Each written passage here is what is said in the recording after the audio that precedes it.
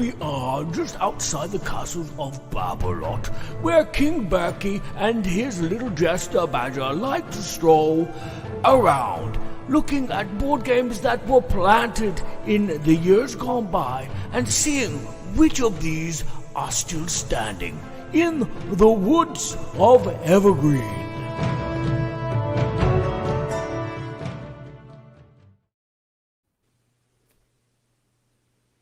Hey, hey, hey, he says, and I say, ho, Hey, ho, ho.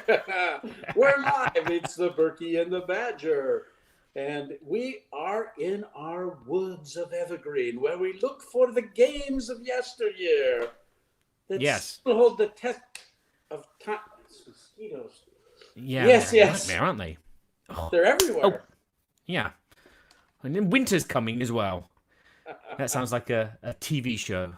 Yeah, that sounded like something I vaguely remember. Winter is coming. But hopefully our forest of evergreen, our woods of evergreen, will stay green with these wonderful trees that we've planted in memories of great games over the years. Yes, this is our trip down memory lane where we reminisce about games that came out in certain years. In this case, for this podcast, 2016. And we're going to talk about those games and why we still like them and why we still play them and why we think they're an evergreen and why they deserve a mosquito-covered tree. Well, my trees are covered in mosquitoes. I don't know yours. Yours have probably got honeybees in them, which are elegant and royal, making that royal jelly. Yes, yes. I'm not seeing my chat there, Barry, with using it on my iPad. So you'll have to push any chats up forward for us. I will do. I'll share them with everybody. No problem. So everybody, I may not see your chat, but Sir Badger will, and he will post it so we can comment about your lovely thoughts and comments. And thank you all for. Oh, where's your voice gone? Did you lose sound? I lost sound for a split second there. But anyway, hopefully we don't lose sound while you're explaining why you. Ow. Yeah. So, Sire, what wonderful tree did you plant and what did you name it after? Well, I think before we jump into the segment, we should talk a little bit. And when we came up with this idea to do this shorter, abbreviated show that is live on YouTube and on Facebook, the reason we did so is because we thought this would be a good way to talk about our evergreen title games that we think stand the test of time. Well, the problem is we're already up to 2016, and now we don't have a lot of track record with some of these titles. So I see Chris Godlet's here. Kabuki Kid is here. Wonderful, wonderful. Hopefully I don't cut out on the video here. We wouldn't want that. No. But we're going to probably run these through the year 2018, but we're going to heavily skew, at least I am, my choices based on games that I feel are already somewhat the new modern classics that look to be long lasting in the hearts and minds of gamers. Okay. So, all right. So not personally for yourself, but in the hearts and minds of other gamers. Well, all gamers think like I do, so yes. So because they want to obey the king and fall in line with the king's thoughts. Oh yes. Nobody can deny that. And isn't that the fun of gaming now? There's so much diversity.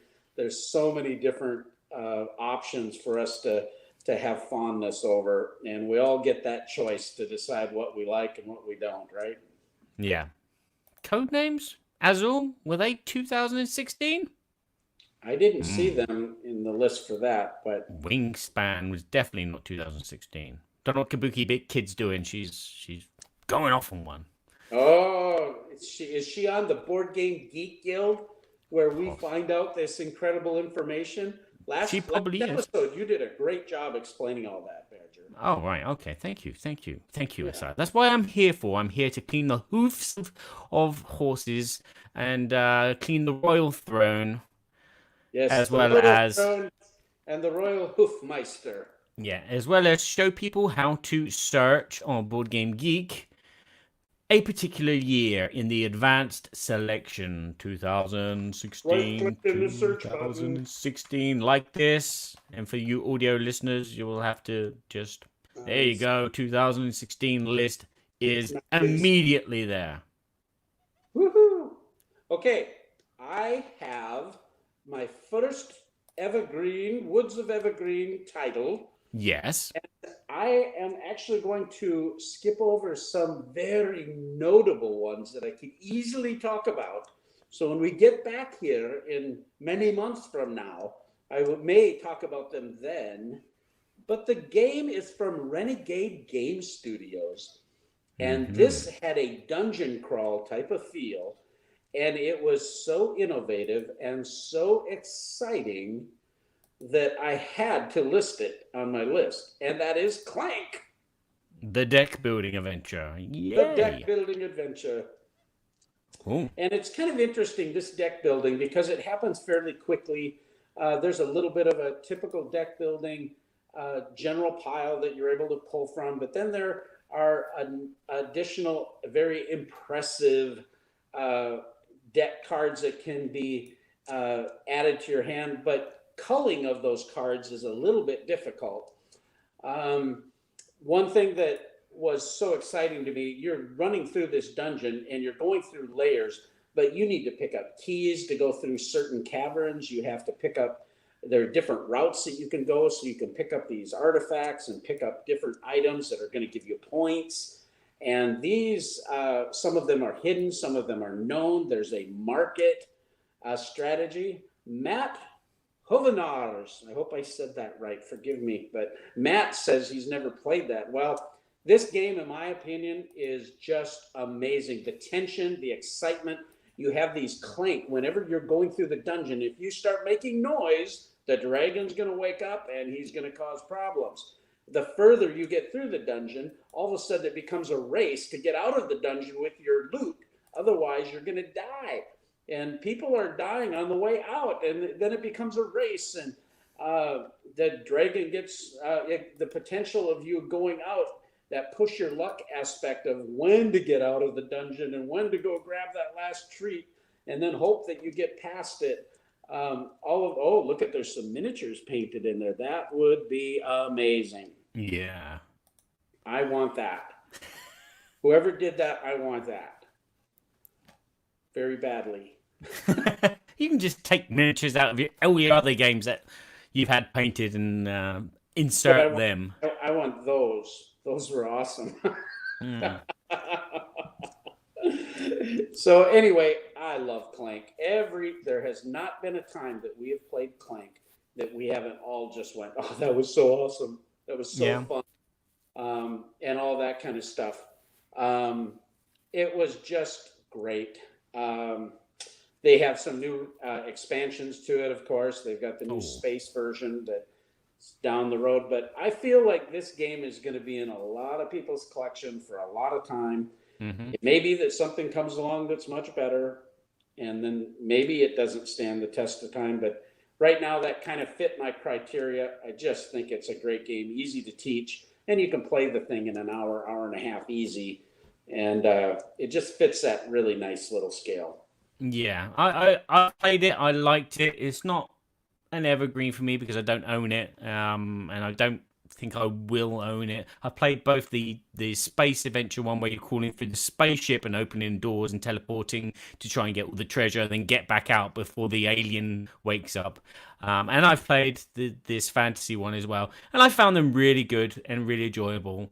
I think the thing that puts me off is when you play against a better player who has you under control, and it doesn't matter what you do, you screw up, and they're whizzing along, and they know how far to delve into the dungeon, what treasure to get, and then get out. And then you think, oh, mate, I'm still here. And then the dragon wakes up or the alien wakes up, and then you have 3 pounds of snot kicked out of you. So yeah, I'm not very good at it, but I did enjoy it. I like the deck building aspect of, these cards will let you move or go through doors or do this and do that. It's really, really good, really clever system integrated into a board game. So yeah, I tip my hat, but it's not one that I would call an evergreen. Well, there you go. So let us see what you think is an evergreen then. Yeah. Let's start. Let's start with this one.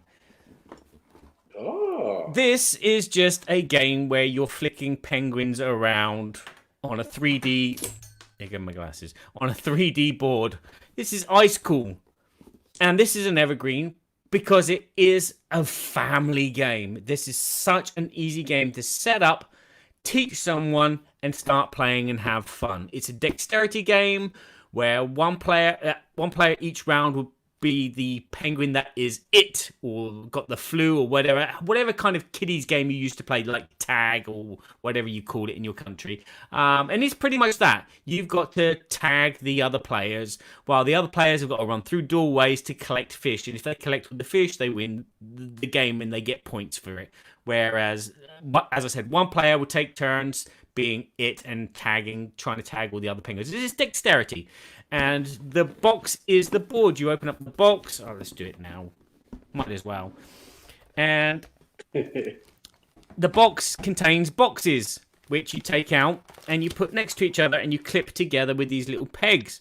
And so you make the board out of the boxes. It's a really genius idea. I like this box in a board game kind of thing. And I hope this catches on and becomes a big thing. But yeah, ice cool. It's simple. It's just a dexterity game. But this game, whenever we get it out, we have a laugh. And you can play this with practically everyone. And we've played it with practically everyone. My mum, my sister, we've played it with friends who've come over. And anyone who's not a gamer can play this. It's very simple to pick up. Super game. And I want to get the second one as well, so I can add 2 schools together and play 8 players. It's fantastic. Definitely a game that's never going to leave my collection. Yes, there was a funny little story about Ice Cool 2 years ago when we went to the Essen Spiel Fair, and we actually got to spend time at your home that year. My wife came with, and we got to enjoy a couple days in Paris with you too, which was really cool. But my wife is a family gamer. She'll play games with the family, but she's not an alpha gamer by any means, and she likes the more lighter weight Ticket to Ride style games. But we were at the Spiel Fair, and you know how chaotic and busy that is with so many people. And one afternoon, there was about 3 hours. We went to the Spiel, and it was a little overwhelming for her, being her first convention, going to that chaos, cramming through the halls, right? But we sat down with a couple from Australia and played Ice Cool, and she just loved it. And we had a lovely time flicking around those penguins, trying to get them through the doors and trying to collect the most points. And if I remember right, she won. All right, my number 2 game. And again, using this criteria of what I think will be long lasting. This game has already had an expansion for it, so that helps to think that this game may be around for a while. It's also from an incredibly prolific and, in my opinion, a fantastic designer. His name is Alexander Pfister. And Alexander Pfister has done games like Port Royal. He has done games like No More or All My Goods. He has done some heavier Euro games like Mombasa. His designs, I just think, are brilliant. I love this game. It was designed and developed by him and developed with Stronghold Games, and it's the game Great Western Trail. Great Western Trail. I love this game. I love the theme of this game. I love the art in the game.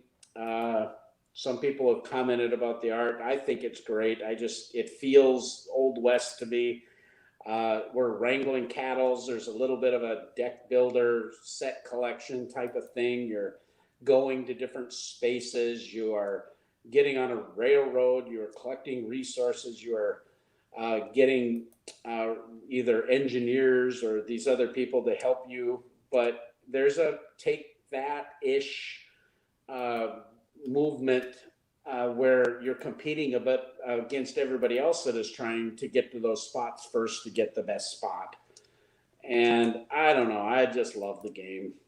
There's an expansion for the game that I have that I've put in the box, but I just haven't played the expansion yet. But so much fun. It's a little heavier. So if you're not geared towards a heavier weight game, like I doubt my wife would ever want to play this game, but my entire family has played it and we love it. And we've played it with multiple game groups. It's a little bit more to teach. The first playthrough, you know, might be a little bit more of a learning game. Alexander Fixter is not noted for really lightweight games. Port Royal is a pretty lightweight game, but super fun. But anyway, beautiful design. Love it. Great Western Trail by Stronghold Games. Yeah, that's one that's on my to-play list. Still haven't gotten around to it.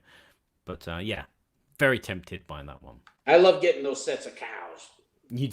I got to wrangle me some cows, and then I got to get them up to Kansas City, and I need to sell them there cows. Okay. Get on, doggy, and then get on that railroad and get up there and get some more points. Okay. You do that. I'm gonna swat the mosquitoes that these cows leave behind. Yeah. Moving on. My next game is a very obscure game, but it's normal for me to like obscure games. And this one is a abstract game called Lumens. Lumens. But you may know it in America as Glucks from Queen Games. Cool. And this is just a very simple kind of area control game, which is done by drawing kind of like dice results from a bag and then placing them the same distance away from another token of your color as marked with the numbers. So if you're got a 1, you've drawn a 1, you can place it one space on one of these lighter shade, kind of like an ice cube, an ice, well, and a little island. You place it one space adjacent to one of your other tokens on the board. If you have a 6, you can move it 6 spaces and place it 6 spaces. You can also cover over other players' tokens with a higher number. And that's it. It's a simple game of area control. And then afterwards, once everybody's played the tokens and everyone has got an equal amount of tokens because each bag has X amount of tokens with the numbers 1 to 6, whoever has the most control on each island will score points. And that's it. It's just so simple to teach, which is a bonus, number 1. Number 2 is it's just one of these kind of games where you just sit down and you battle against the other players. You don't have to think too much. You're just thinking about the game. You're not thinking about anything else. You put your hand in the bag, you pull out a token, you go, okay, where am I going to place this while they're taking their turn? So there's no downtime unless someone is thinking it a bit too much. But it's a very fluid game, and that's the kind of thing that I like. I like something where I can just pop it on the table. In this game, I can pop on the table pretty much anywhere. It plays 2 to 4 players. You've got 2 different board sizes, so you can have those different kind of interactions and different strategies on the different board sizes. Just a simple game. And I tip my hat and I love it, and it's still going to sit on my shelf for the long time. I can see this in a long time in the future. When I'm an old man, I'm going to be playing this game still because I've forgotten the rules of chess. I kind of wish that there were real dice, so every time you roll a dice, but then again, that would be unfair due to the fact that, you know, someone might roll lots more 6s than you, and then it'd be an unfair fight. But I like these simple kind of abstract games where it's just colors or numbers or something and spaces. I've got another one which I picked up last year, which I haven't played for a while, which I'm looking forward to playing, but it's same kind of thing. But yeah, that's my my second choice for 2016. Yeah, that sounds fun. I have another game that this comes from one of my favorite designers. And his name is not Yui, it's Uva. Ah. So it looks like it's Uvi, or Yui, but it's not. It's Uva. Uva Rosenberg. Ooh. And I love these designs. I love his worker placement systems. I love the variety of choices. I love the themes that he has done. And this game is one of my favorites. It's one of my family's favorites. It does have an expansion. And I think this game will be around a long time. It has a little bit of a Tetris type of mechanism in it as well, where you're filling up spaces. And the game is called Feast for Odin. Ah. Okay. Of course, it's a Viking themed game, so that checks a box for me. Of course it does. We played Caverna, and we played Agricola back in the day, but for me, Caverna replaced Agricola. I liked it better. I liked just a variety of different things. But Feast for Odin is a little different. It's similar. I mean, when you're going out there, you've got these islands that you can go to, but you're seeing island boards there that Barry's posting if you're listening to this. But you have this track of all these different options that you can do. And there's like, if I remember right, there's 68 spots or 62 spots that you can go to. But honestly, I can teach all of those spots in 10 minutes. They're very intuitive. It's just not, once you explain a few things about the worker placement system and which goods you're trying to collect, and there's so many strategies, man. You can go from one strategy to another strategy. You can go up there and be a fisherman and go whaling and do all the hunting, gathering type of things, or you can go collect ruins and get treasures. And I mean, you can go to the islands and try to fill up those spots to get at other points. And whenever we play this game, it's like, okay, I want to try a different strategy. I want to try to see if I can win doing it this way. If I can just get a whole bunch of milk from my cows and goats, are we just gonna create a bunch of meat? And then you get to upgrade your components. When I say upgrade components, I mean your resources. They upgrade from the green color to the red color to the blue color to the green color. That the blue color is the best because they're the biggest and they cover the most spaces on your Tetris board. And you get extra resources for collecting those if you fill up your board properly. And after you've played this game a couple times, it's a very exciting puzzle. It's a brilliant design. I think this baby's going to be around a long time. I love it. Kabuki's calling you out. She says it takes about 45 minutes to teach. Oh, don't lie. What she does she listens to our podcast in half mode. So we sound like this, and you put your piece like. No, I'm just being silly. Yeah. It's got a lot of stuff. So Kabuki Kid is right. If it's a first time play, it might take you a little bit longer, but honestly, we've played it a lot. I can teach that game. When I talk about the worker placements, I can teach that whole thing in 15 minutes, teach the overall game in 20, 25 minutes. It's really, for me, I've kind of developed a system to teach that game. I'm not the greatest teacher in the world, but that game I can teach well. So, and get people enjoying it right away type of thing. Cool.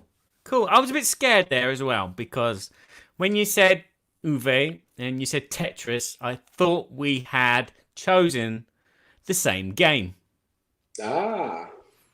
Because my third game from 2016, this was a no-brainer. For me, 2016 was a bit of a hard. 2015 was easy because there were lots of games that I could choose from that I'd played and I loved and they're sat on my shelf. 2016, I played bucket loads of games because it was the year that I did a load of festivals. But there was nothing that really stuck with me apart from these 3 games and maybe a couple of others. So my last choice is Uwe's Cottage Garden, Ah, which is a Tetris game. It's practically that's all it is. It's Tetris, but you're gardening, and I don't need to tell you how much I love gardening now. Now I have a garden, which is bigger than my house and longer than my house. And where is it? There it is.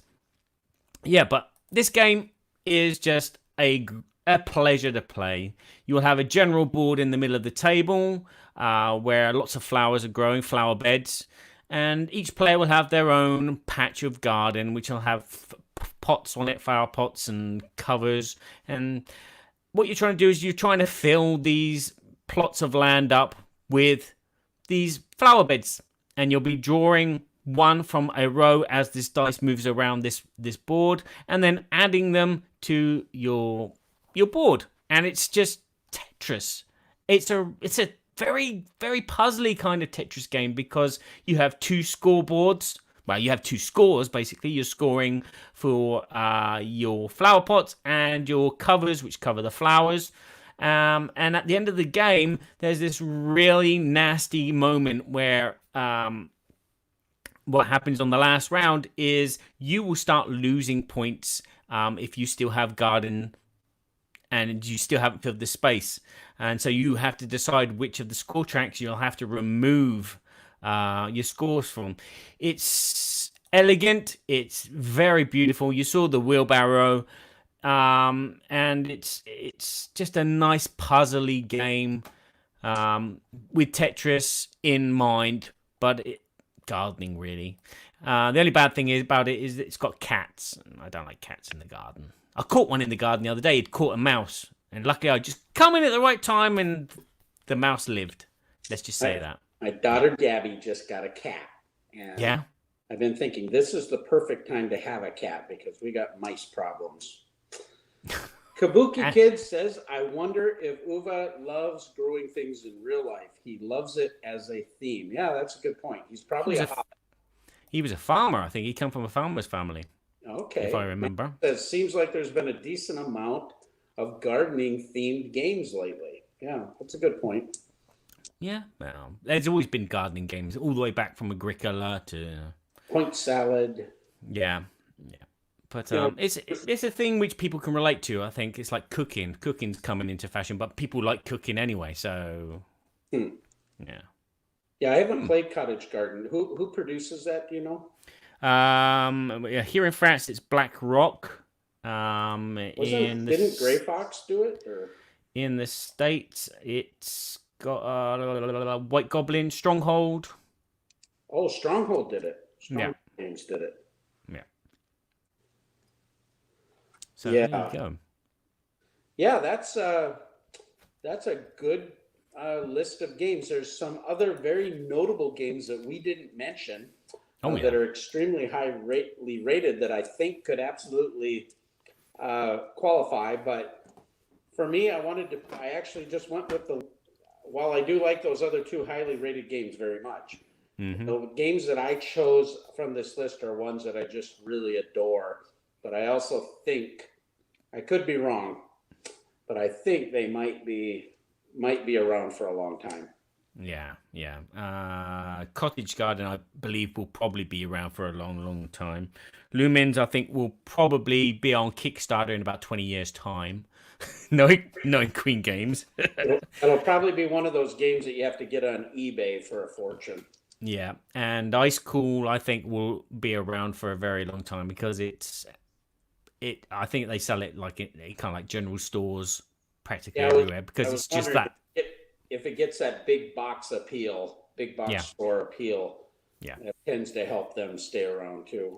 It's just really easy access as well. It's really one of those games that you can just get out and learn just like that. More like 2016 was a great year for gaming. Yeah, I played lots. Yeah. Yeah, there's quite a lot of small games. When I went through the list, there's a lot of small box card games and things like that came out in 2016. Not so many big things. There was a couple of Fantasy Flight titles, but we want to make sure that we talk about our contest and our sponsor. Yes, we do. Right before I do that, just to comment real quick, it was before we started Game Toppers. Game Toppers started in 2017. We were going to all these conventions and playing games. And so 2016, we really got to enjoy so many of these games, and we had regular gaming group. 2017, my life changed because of Game Toppers, and I became much more active in working in the hobby versus playing in the hobby. Mm-hmm. And my game time went down, but we've had a fantastic relationship with Arcane Wonders. You can see the games here behind me, Smartphone Inc. and Smartphone Inc. Expansion. And you can actually win this game. This is a fantastic production from Arcane Wonders.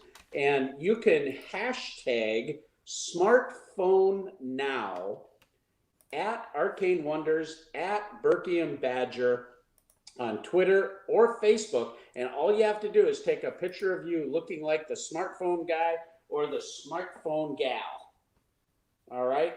You don't have to dress up. If you want to dress up, dress up. But you can just kind of take that posture and try to emulate it. And at the end of this contest, at the end of October, we are going to pick a winner. And that winner will then be, and we're going to pick them random, by the way. We're going to go through this list, put them in a randomizer, pick the list. And somebody's going to win a copy of Smartphone Inc. and the expansion, Smartphone Inc. 1.1. This is a really fun game of collecting cellular technology phones, selling them. There's a market phase in there. You get to open up shops across the continent, and Smartphone Inc. is really fun. And just to tease a little bit more for Arcane Wonders, they have a new game coming to Kickstarter. And this game, do you have it up on their website, actually, Barry? It's a Richard Launius design. It's coming to Kickstarter in cooperation with Greater Than Games. And I think there's a link right on the Kickstarter. And it is, right now, Aquatica is being sent out, by the way. But no, it's called, I'm trying to find the link. Because it doesn't look like you... Do they show the upcoming game on there?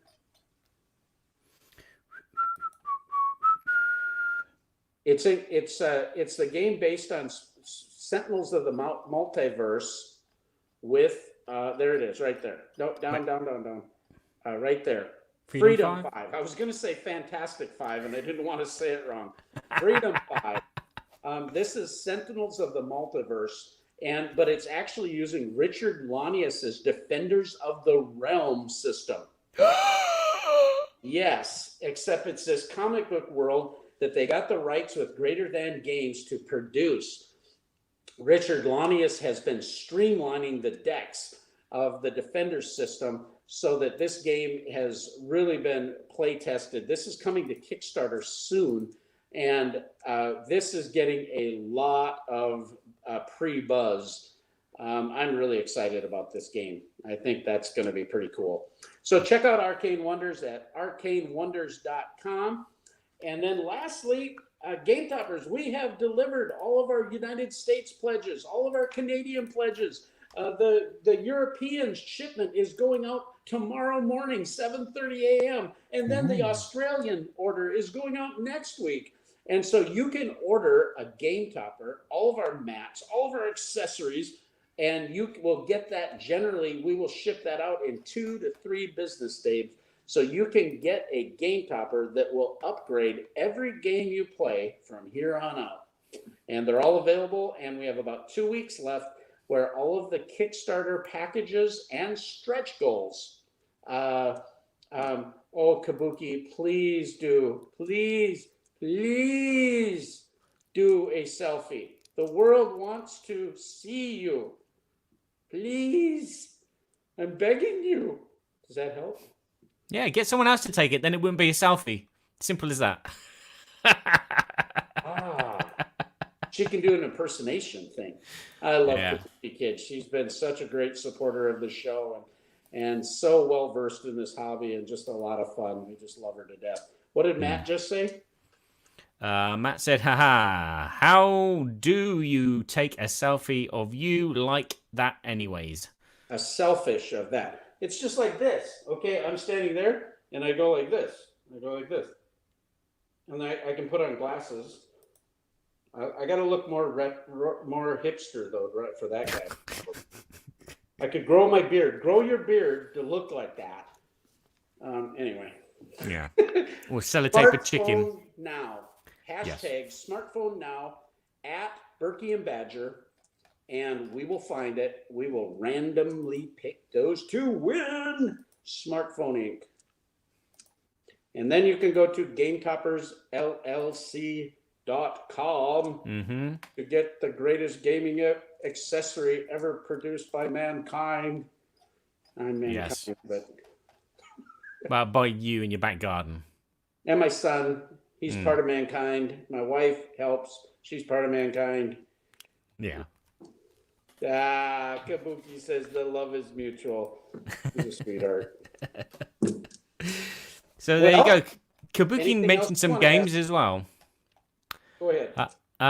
She mentioned Rebellion, Star Wars. Yep. Which was 2016. Yep. Terraforming Mars. I can't technically check all that at the moment, but yeah, and One Deck Dungeon. One Deck Dungeon, huh? I'm not familiar with that one. I've heard the title, but never played. Yeah, and there's another very notable game on the list. Yeah. I think it's number one. Okay. You're number one. I'll be back and see if I stay number one. We need a chopper. Chopper. We need to chop off his head. We need to chop off this podcast before it gets any worse. Yes.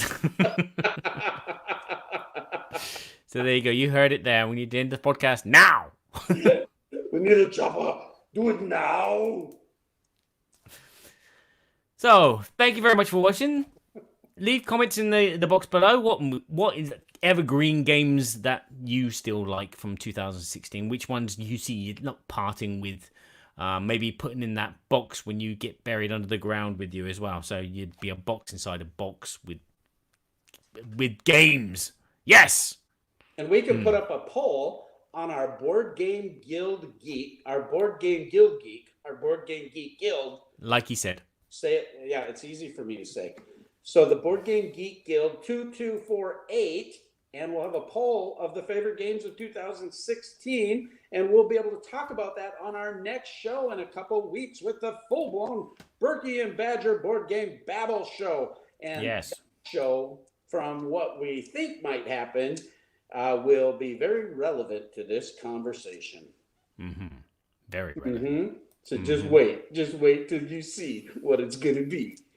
Yeah, so go check out the podcast on BoardGamesEverybodyShould.com and BoardGameTheatre.com, as well as Board Game Geek Guild 2248 and YouTube and Facebook and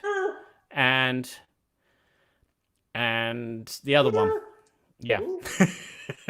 Thanks for joining us. We'll see you later. We're gonna carry on strolling for a while. Enjoy your evening, your day, wherever you are.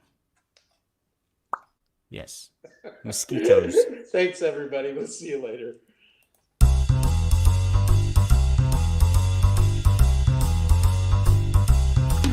We're so glad we had this time together.